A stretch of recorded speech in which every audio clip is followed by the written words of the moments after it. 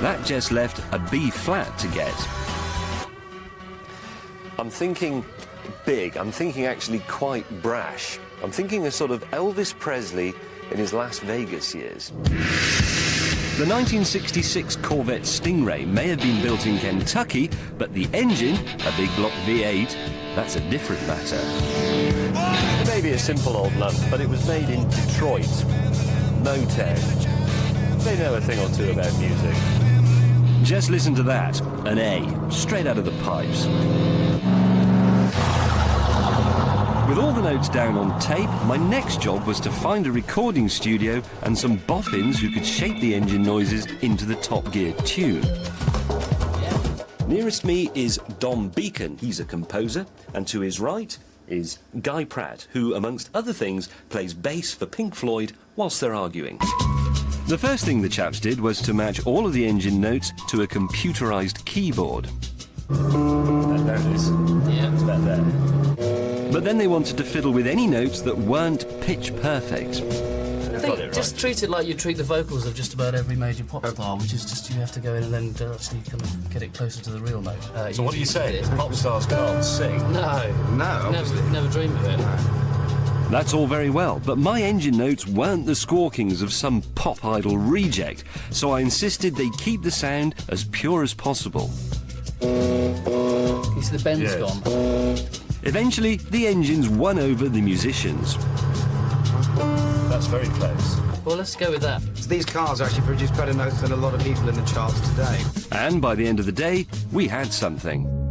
All I had to do now was pay them their exorbitant fee. A couple of old remaindered Oh, Clarkson videos. fantastic. Been looking for these everywhere. I've peeled off the reduced 99p stickers. Cool. And a ticket to the show. Cheers. Well, fantastic. Just one. Well done.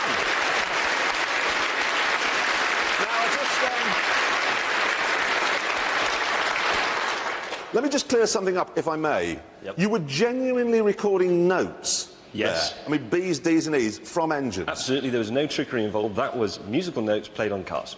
And you've got the finished product there. I have.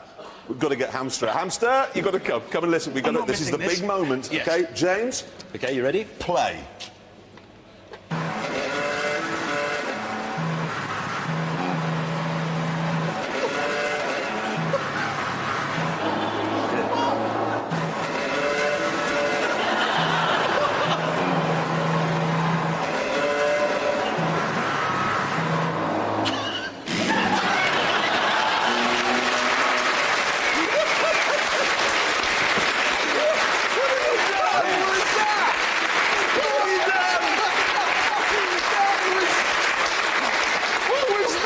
I have to admit, OK, I did actually hear that yesterday, and I think it's got worse in the night. What's that fart in the middle? That's a bit of Bugatti, but it was running a bit flat that day. You know those guys in the recording studio were saying, you know, you can put it in a computer, you go, and you put it in a computer, it goes, If you'd have done that, we could have got it in the charts. He could have introduced it on top of the pops. We could have been millionaires. Exactly. Yeah, because that would have made me no better than Simon Cowell. What, you've been rich? He's got 2 Rolls Royces, man. I want that. What Simon Cowell does is he takes this sort of fat, talentless shop assistant and makes her sound like Barbara Streisand. Yeah, but said- what you've done is you've taken a car and you've made it sound like a fat, talentless shop assistant farting. Exactly. No, It's awful. you said make the tune with exhaust notes. That's what I did. I'm a purist. I'm sorry. I'm sorry. I would like to apologise to Dwayne Allman who wrote that song. And I know you're dead, Dwayne, but, you know, we're really sorry. He did it, OK?